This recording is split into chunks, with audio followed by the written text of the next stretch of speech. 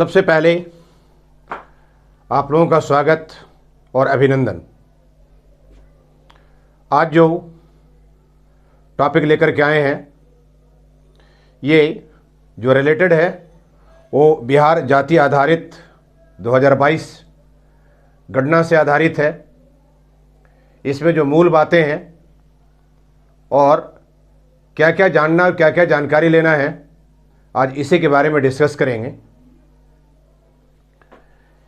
बिहार जाति आधारित गणना 2022 जिसमें मकान का नंबरीकरण 7 जनवरी 2023 से 21 जनवरी 2023 तक होना है। इसके लिए बहुत सारे ऐसे लोग हैं जो खास कर करके सुपरवाइज़र में, परगणक में लगे हुए हैं तथा साथ ही चार्ज अधिकारी, सहचार्ज अधिकारी, जितने सारे लोग लगे हुए हैं, सारे लोगों को लगभग पूरे बिहार में 31 दिसंबर 2022 तक ट्रेनिंग दिया जा चुका है। कुछ मूल बातें हैं, अभी भी कुछ कन्फ्यूजन रह गया है, जिसके बारे में मेरे पास में कुछ कॉल भी आते रहते हैं, व्हाट्सएप भी आते रहता है कि मकान का नंबरीकरण में कहीं पर कन्फ्यूजन रह गया है। तो इससे रिलेटेड आज आप लोगों के सामने जो भी ट्रेनिंग में या जो भी इस बिहार जाति आधारित गणना में कन्फ्यूजन है, जिसमें मकान का नंबरीकरण होना है, इसके बारे में कुछ अपनी बातों को रख देते हैं ताकि नटशेल में और संक्षेप में आप लोगों को बात समझ में आ जाए और काम करने में आसानी हो। सबसे पहला जो काम है कि जो ये 7 जनवरी 2023 से गणना शुरू होने वाला है, इसमें नंबर का जो हम लोग इस्तेमाल करते हैं, उसमें नंबर का इस्तेमाल हम लोग इस तरह से करेंगे 0 1 2 3 4 5 6 7 8 9। 7 को लिख करके काटना नहीं है मेरे दोस्त, और 4 को लिख कर करके पूरे मुंह सटाने की ज़रूरत नहीं है, थोड़ा सा मुंह खुला रहने देना है। और 3 को भी और अच्छे ढंग से बना लीजिए आप लोग। तो इस तरह से बिल्कुल क्लियर डिजिट का आप लोग इस्तेमाल करेंगे। सबसे पहला काम यह है कि नंबरीकरण में जो डिजिट का इस्तेमाल होगा वो क्लियर कट इस तरह से इस्तेमाल किया जाएगा। ठीक है, ये पहला पहलू हुआ। ये दूसरी बात हम लोग करते हैं नजरी नक्शा के लिए। दूसरी बात हम लोग करते हैं नजरी नक्शा के लिए। सबसे पहले लेटर मिलने के बाद में आप अपने सुपरवाइजर के साथ और 6 परगणक, एक सुपरवाइजर के साथ में 6 परगणक लगे हुए हैं। जो एरिया आपको दिया गया है, जो भी गणना ब्लॉक आपको दिया गया है, आप उसका भ्रमण 1-2 दिन जरूर करें। जो चौहद्दी दिया गया है, चौहद्दी से मिलान कर लें। चौहद्दी में अगर किसी तरह की त्रुटि पाई जाती है तो आप गांव के मुखिया से या फिर जो भी वार्ड मेंबर हैं, आप उनसे सहायता ले सकते हैं, कौन सा वार्ड दिया गया है। एक परगणक को मैक्सिमम जो आबादी दिया गया है वो 700 आबादी दिया गया है, और जो घर दिया गया है 150 से 160 तक, ये मैक्सिमम में है। ये किसी वार्ड में अगर 700 से ज़्यादा आबादी हो रहा है तो उस आबादी को 2 भागों में तोड़ दिया गया है। और कहीं पर मान ली कि 2100-2200 आबादी हो जा रही है, 2100 आबादी हो जा रही है, या 2000 आबादी हो जा रही है, तो उसको उसी पैटर्न पर 700-700 के रेशियो में इसको तोड़ दिया गया है। अर्थात 3 उप ब्लॉक में इसको तोड़ दिया गया है।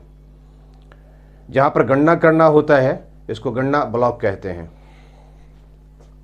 तो सबसे पहले अपने सुपरवाइजर के साथ और परगणक के साथ में आप उस गणना ब्लॉक में जाएं और अपने चौहद्दी को देख लें, और तब आपको फिर नजरी नक्शा तैयार करना है। नजरी नक्शा किस तरह से तैयार करना है, चलिए इसके बारे में हम लोग डिस्कस करते हैं।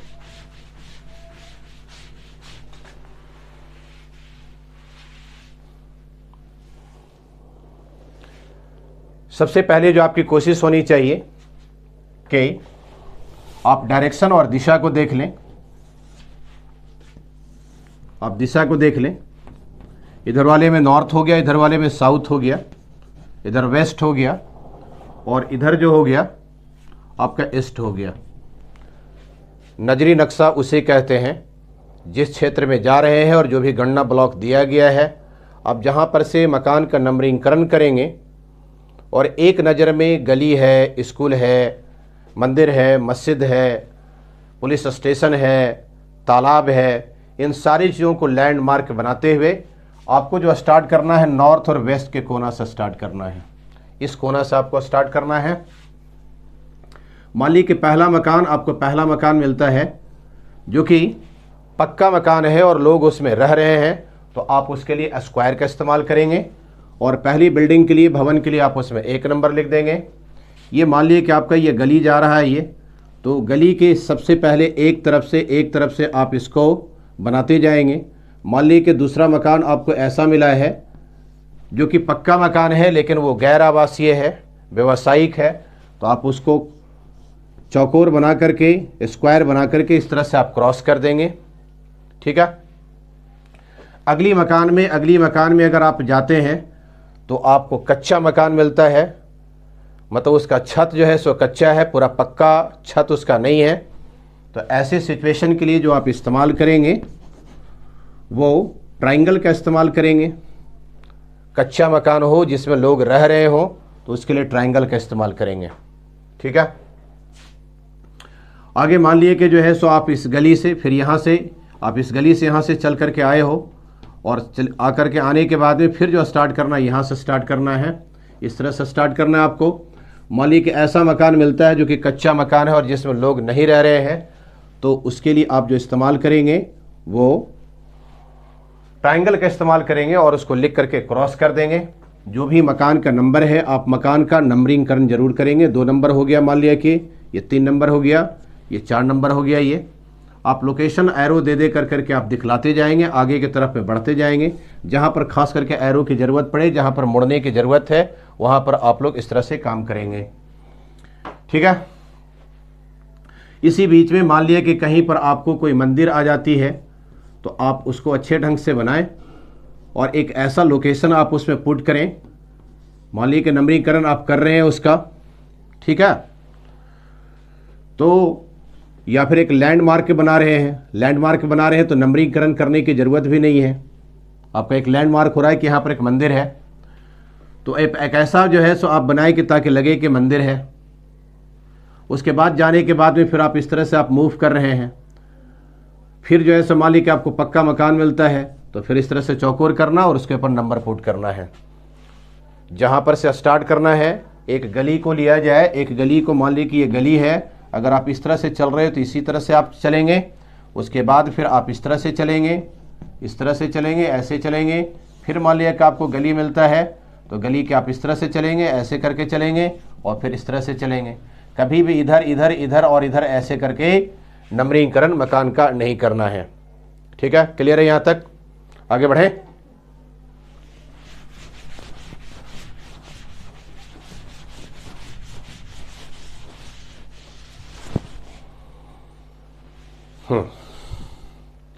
अगली जो बात आती है वो है भवन नंबर, भवन संख्या और मकान संख्या।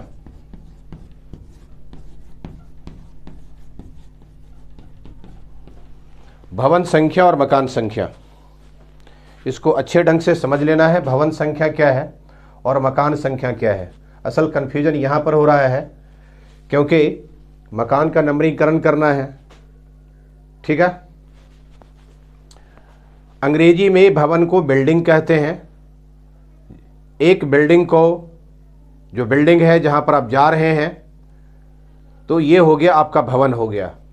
लेकिन अगर उसमें मान लिए कि उस घर में 2 गोतिया रह रहे हैं तो 2 गोतिया, दैट मीन्स दोनों का निकास अगर अलग अलग है तो ये 2 मकान हो जाएंगे, 2 मकान हो जाएंगे।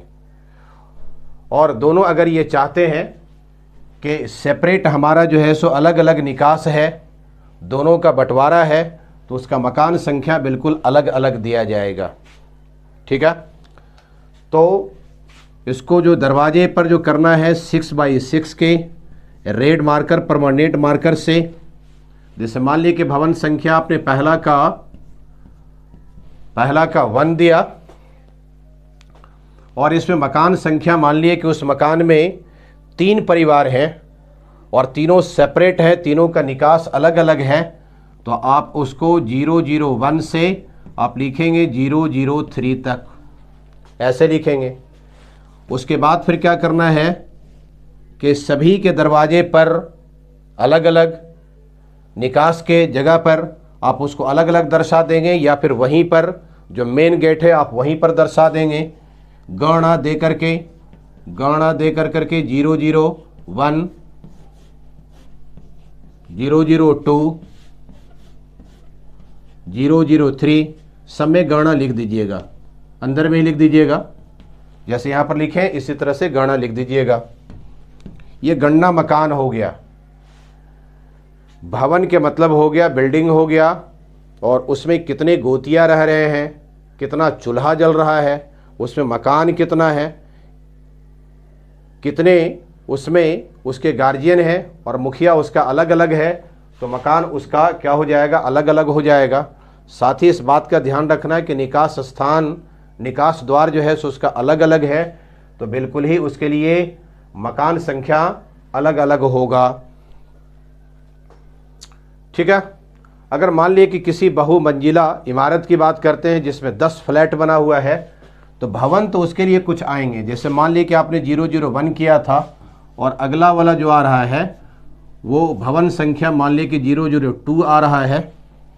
ठीक है, उसमें 10 फ्लैट है और 10 फ्लैट में लोग अलग अलग लोग रह रहे हैं, अलग अलग उसके मुखिया हैं, तब उसका मकान संख्या 004 से 0010, मतलब ये हो गया कि कितना हो जाएगा, 3 यहाँ हो गया और 10 13 तक के 013 यहाँ तक हो जाएंगे। अगर एक ही बिल्डिंग में 10 फ्लैट है और 10 के मुखिया अलग अलग हैं, तो उसके लिए उसका मकान जो हो जाएगा अलग अलग उसका नंबरिंगकरण हो जाएगा। 10 के मतलब हो गया 3 तक आए थे, 3 और 10 कितना हो गया, 13 हो गया। 04 से लेकर के 004 से 0013 तक हो जाएंगे, अलग अलग हो जाएंगे। फिर उसके दरवाजे पर गणना दे करके लिख दिया जाएगा 004।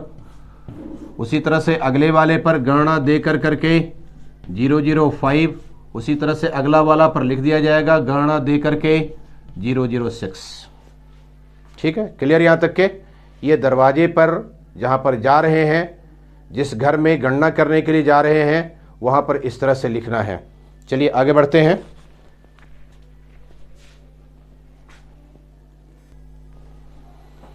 ओके, चलिए आगे बढ़ते हैं। आप लोगों ने जो ट्रेनिंग प्राप्त किया है उसके बारे में कुछ आगे और भी हम लोग संक्षिप्त में बात करते हैं, मोटे तौर पर जानकारी ले लेना चाहिए। आपको जो बुकलेट दिया गया है ट्रेनिंग के लिए, उसमें पेज नंबर 34, कितना पेज नंबर पर बात कर रहे हैं हम लोग, पेज नंबर 34 में बात कर रहे हैं, राइट। इसमें पहला जो कॉलम दिया गया, जिला का नाम दिया गया है। आप जिस जिला में काम कर रहे हैं आप जिला का नाम लिखेंगे। आपके लेटर में उसका कोड दिया हुआ है, आप कोड भर लेंगे यहाँ पर। दूसरा है प्रखंड या फिर नगर निकाय का नाम है, आप जिस प्रखंड में काम कर रहे हैं उस प्रखंड का नाम लिख लेंगे, और प्रखंड का कोड जो आपके लिए, प्रगणक के लिए, सुपरवाइजर के लिए जो लेटर इशू किया गया है उसमें उसका कोड नंबर दिया हुआ है। पंचायत का नाम, जिस पंचायत में भी आप काम कर रहे हैं उस पंचायत का नाम को लिख देना है, और पंचायत का कोड कितना है। पूरे हर डिस्ट्रिक्ट का अलग अलग पंचायत का अलग अलग कोड है, ठीक है। ये कोड भी आपके लेटर में दे दिया जाएगा कि आप किस पंचायत में काम कर रहे हैं और उसका कोड कितना है, उसी हिसाब से यहाँ पर कोड को पुट कर लेना है, राइट। नेक्स्ट है वार्ड संख्या। चूँकि इस बार बिहार जाति आधारित गणना में जो गणना ब्लॉक बनाया गया है वो वार्ड के आधार पर ही बनाया गया है। जिस वार्ड में 700 से ज़्यादा आबादी है, एक प्रगणक को जो दिया गया है 700 आबादी ही दिया गया है मैक्सिमम। ठीक है, बस इतना ही दिया गया है। तो एक प्रगणक को जो दिया गया है वो मैक्सिमम 700 आबादी दिया गया है और 150 से 160 घर दिए गए हैं, मैक्सिमम है ये।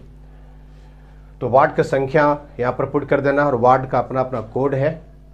तो जो भी वार्ड आपका है आप वार्ड यहाँ पर पुट कर लेंगे। ठीक है, गणना ब्लॉक वार्ड के हिसाब से, अगर वार्ड की आबादी अगर 700 या 700 से कम है तो गणना ब्लॉक एक ही रह गया है उसका। लेकिन अगर 700 से आबादी ज़्यादा बढ़ा है तो उसको उप ब्लॉक में तोड़ दिया गया है। उसका नंबर भी आपके लेटर पर जो इशू किया गया है या इशू होगा उसमें ये लिखा हुआ है। क्लियर यहाँ तक? ठीक है, देख लें एक बार। चलिए अब हम लोग इसी पेज नंबर 34 में भाग 2 को, असल जो है सो बात जो है यहीं पर है और यहीं पर काम करना है, जो नेक्स्ट स्टेप लेकर के आ रहे हैं। आइए आगे बात को हम लोग समझते हैं। और असल बात यही है, पेज नंबर 34 पर जो आपको पुस्तिका दिया गया है समझने के लिए ट्रेनिंग में, पेज नंबर 34 पर इसमें भाग 2 में 10 कॉलम बनाए गए हैं। पहला कॉलम में जो दिया गया है क्रम संख्या है, दूसरा में भवन संख्या है, मकान संख्या है, किस उद्देश्य के लिए मकान है, वो आवासीय है, रेसिडेंशियल है या नॉन रेसिडेंशियल है, वो तो जैसा ही यहाँ पर लिख दिया जाएगा। उसे गणना जो करना है रेसिडेंशियल का करना है। इसमें परिवार की संख्या दिया गया है यहाँ पर, परिवार के मुखिया का नाम, परिवार में कुल सदस्यों की संख्या और परिवार का क्रम संख्या क्या है। 9वां पॉइंट में दिया गया है दौरे की तिथि, किस दिन जाकर के आप गणना किए हैं उस दिन का डेट डालना है। और जो इन्फॉर्मेशन आपको दे रहे हैं घर का मुखिया का हस्ताक्षर करवा लेना है। अगर घर के मुखिया नहीं हैं तो जो भी उनके घर के लोग इन्फॉर्मेशन दे रहे हैं उनके एक सदस्य का ऑथेंटिक रूप में उनका सिग्नेचर करा लेना ज़रूरी है। तो ये 8वां में है और 9वां में है, वो तो खैर जो है छोटी सी बात है, वो उसको आप लोग कर लेंगे। मेन बात जो समझने वाली बात है यहीं तक समझने वाली है। अब जैसे क्रम संख्या तो ये सीरियल हो गया, ये 1 2 3 4 5 ये तो सीरियल हो गया। ये भवन संख्या, एक बिल्डिंग में आप गए हैं और एक बिल्डिंग में पहला बिल्डिंग ही है, वो भी वही बिल्डिंग है, वो भी वही बिल्डिंग है, तीनों का निकास द्वार अलग अलग है। तो इसके लिए भवन संख्या 001, 002 और 003 ये अलग अलग हो गया ये। और परिवार की संख्या जो हो गया, परिवार की संख्या एक एक परिवार है, एक एक परिवार है, वो एक एक परिवार है। और परिवार के जो मुखिया का नाम है राम कुमार, रवि कुमार, संजय कुमार, विनोद कुमार, इस तरह से यहाँ तक संजय कुमार। परिवार में कुल सदस्यों की संख्या, सदस्य जितना है उस बात को यहाँ पर इंडिकेट कर देना है ताकि दूसरा पेज में जब हम लोग गणना करने के लिए जाएं तो उससे आसानी हो। परिवार की क्रम संख्या, आपने क्रम संख्या जो दिया है इसको, इस घर में जो दिए हैं आप क्रम संख्या सब परिवार में एक एक हैं, एक एक परिवार की क्रम संख्या आपने दिया है इसको, राइट। आगे बढ़े 3 के बाद में यहाँ पर भवन संख्या 2 2 2 2 2 सब ये लगातार किया हुआ है। इस बात से पता चल रहा है कि जिस बिल्डिंग में आप गए हैं वो बिल्डिंग एक ही है, भवन एक ही है। ठीक है, भवन एक ही है, लेकिन 4 4 4 4 आप यहाँ पर ये लगातार देख रहे होंगे, ये मकान संख्या आप देख रहे होंगे। इस मतलब इस परिवार का जो निकास द्वार है, मतलब ये एक साथ में है और उसी बिल्डिंग में, उसी भवन में इसका जो है सो अलग है ये। तो इसके लिए जो है सो 2 परिवार के लिए जो है सो अलग यहाँ पर किए हुए हैं, 5-5 नंबर पुट किए हुए हैं, और 3 के लिए जो किए हुए हैं 4-4 ही पुट किए हुए हैं। मतलब एक ही बिल्डिंग में, एक ही भवन में जो मकान है, एक पार्ट में जो है सो 3 जो है सो परिवार हैं, 3 परिवार हैं और दूसरे तरफ में 2 परिवार हैं। आइए इस बात को समझते हैं। इसके वाले में परिवार की संख्या जो आगे हम लोगों ने पुट कर दिया है, 3 पुट कर दिया है इसमें। दैट मीन्स इस बात से जो परिवार की संख्या जो है सो 3 जो है सो एक अलग जो है सो सेपरेट वो रह रहे हैं। 3 परिवार जो हैं एक तरफ में एक साइड में वो रह रहे हैं, इसीलिए इसका 3 का यहाँ पर पुट किए हैं। आगे वाले में जो है 7 और 8 में आप यहाँ पर देख रहे होंगे नीचे में 5 और 5 जो किए हैं, जिसके लिए मकान संख्या ये अलग रह रहे हैं। आप ऐसे ये समझें कि मकान नंबर भवन संख्या 2 है, एक तरफ में 3 आदमी हैं, एक तरफ में 3 आदमी हैं ABC, और दूसरे तरफ में जो है दूसरे तरफ में 2 हैं, ऐसे हैं। ठीक है, ये तीनों का जो है सो निकास द्वार अलग होता है मकान में, और ये 2 का अलग होता है। तो इसके लिए जो आपने जो पुट कर दिया है, मकान नंबर जो दे दिए हैं, ताकि मकान का लोकेशन, एग्जैक्ट लोकेशन पता चल जाए कि मकान उसका वही है जहाँ पर से वो अपना निकास द्वार अपना ये करते हैं ये। हाँ, ये बात हो सकती है कि उसका जो है सो उसका जो घर का मुखिया है अलग अलग हो सकता है, अलग अलग हो सकते हैं, लेकिन एक पार्ट में एक हिस्से में वो रहते हैं, इसलिए एक हिस्सा के लिए वहाँ पर 4 का इस्तेमाल किया गया है।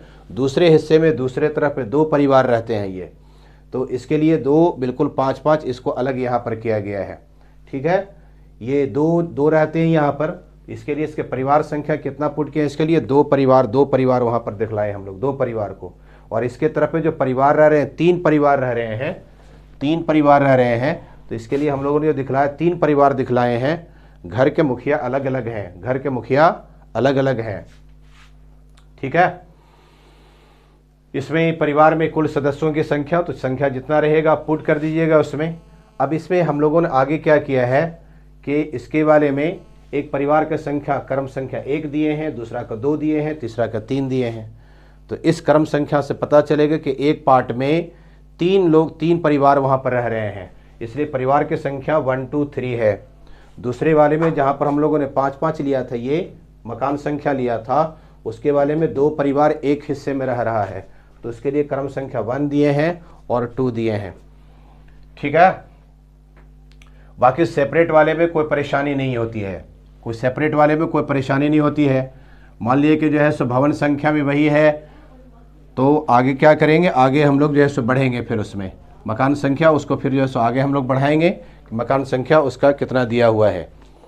ठीक है, तो इस तरह से हम लोग करेंगे। फिर अगला जो हो जाएगा, नेक्स्ट जो आ जाएगा, जो मकान संख्या हो जाएगा 6 हो जाएगा। अगर एक सेपरेट आपको बिल्डिंग मिलती है और एक परिवार मिलते हैं, तो उसके लिए क्या करेंगे आप, यहाँ पर सीरियल नंबर 9 चलेगा। ठीक है, भवन की संख्या मान लें कि 3 हो गया अगला, और तीसरे वाले में एक परिवार रह रहे हैं, एक ही परिवार रह रहे हैं, तो 5 की जगह पर 6 कर देंगे। वो क्या, मुखिया का नाम अलग कर देंगे, और एक परिवार है उसमें तो क्रम संख्या उसका 1 कर देंगे इसका। ठीक है, तो मेरे हिसाब से लगता है कि मुझसे जितना हो सका है इससे रिलेटेड, इसका दूसरा जो पार्ट है वो बेघर लोगों के लिए है, उसको बाद में अगले जो है सो अगले पार्ट में इसको कर देंगे। अभी आप इतना ही रखें, दूसरा पार्ट में उसको आगे जो है उसकी ट्रेनिंग आप लोगों को दे दी जाएगी। ठीक है, अगर किसी तरह को कोई परेशानी हो तो आप मुझे कॉल भी कर ले सकते हैं, नंबर यहाँ पर हम बाद में दे देते हैं आप लोगों को। चलिए आप इसको समझ लें आप लोग। वैसे नंबर आप लोग नोट कर लेंगे, 9771218431। ठीक है, चलिए, ओके, थैंक यू।